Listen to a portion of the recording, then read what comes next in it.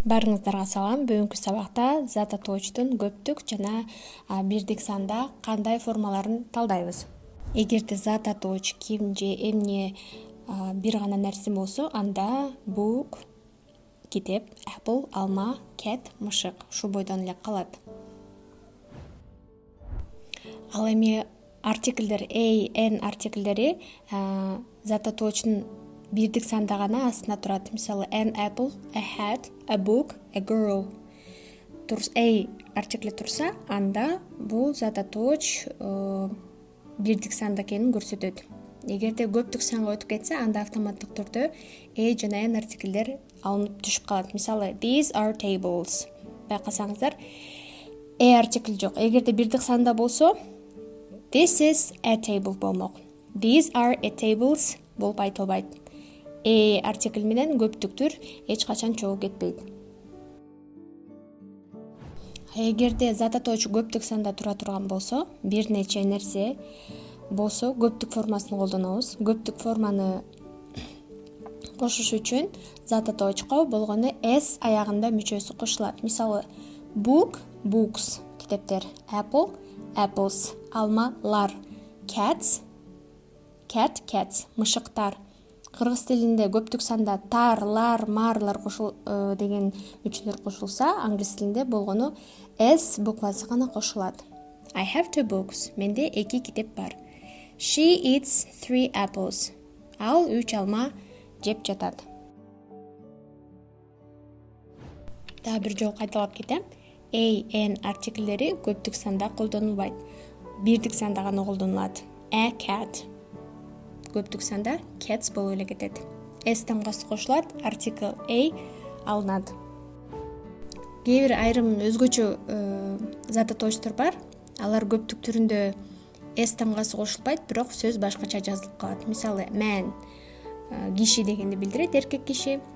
Эркек кишилер болсо, анда man болуп, s men's деп эч качан колдонулбайт, болгону a тамгасы i тамгасына өзгөрүлөт.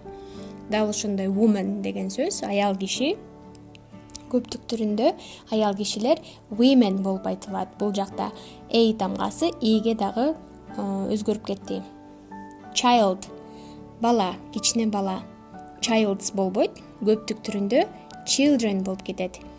Бала, балдар. Байкасаңыз, көп адамдар children деп айтып кетет. Бул анда болбойт. Children деген өзү эле сөзү көптүк түрдө кетет. Food бут, feed буттар. Бул жерде дагы өзгөчөлүк foods эмес, feed болуп сөз өзгөрүп кетет. Дал ушундай сөздөрдөн бир нече тизме карап жаттап алсаңыздар болот. Зат атоочту англис тилинде көптүк санга которуу үчүн бир нече эрежелер бар. Алардын бири мен айтып кеткендей s тамгасын кошуу.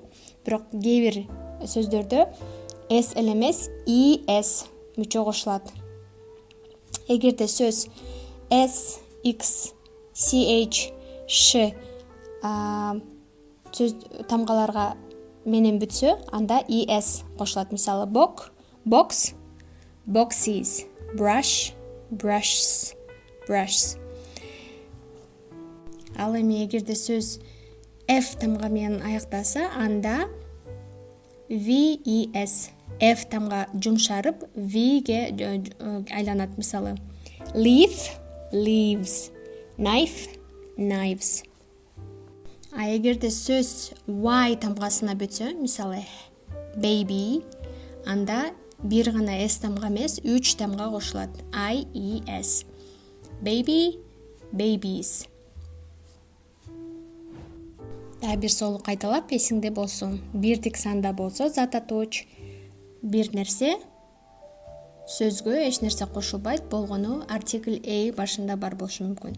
Эгерде зат атооч көптүк санда болсо, бир нече нерсе, анда аягында s мүчөсүн кошулат, сөзгө жараша ал өзгөрүп кетиши мүмкүн. es, vs жана башка. Ал эми кыскача тест практика. Бул жакта сүрөттөрдү карап, кайсы санда турса, тууралап айтыңыз. Эң биринчи сүрөттө китептер турат, демек азаматсыз books аягында s. Кунт коюп укканыңызга рахмат. Катталып англис тилин үйрөнүп туруңуз.